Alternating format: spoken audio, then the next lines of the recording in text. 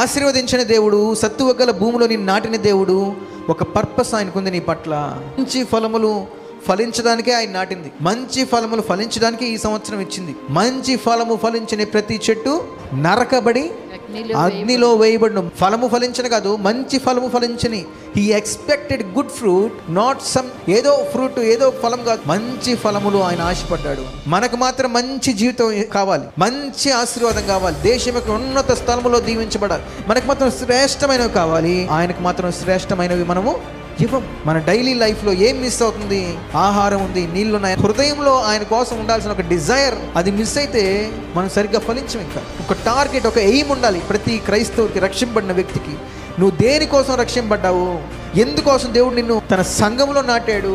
ఒకప్పుడు సినిమాలు చూడనండి, నేను బాప్తీసం తీసుకున్నానండి, దేవుని కోసం రగులుతానండి, మండుతానండి, నేను మండే ప్రకాశించే దివిటినండి నేను అనున్న మన జీవితము చిన్నగా నీరు గారిపోయి లోక సంబంధమైన ఆశలతో నింపబడిపోయింది. ఈరోజు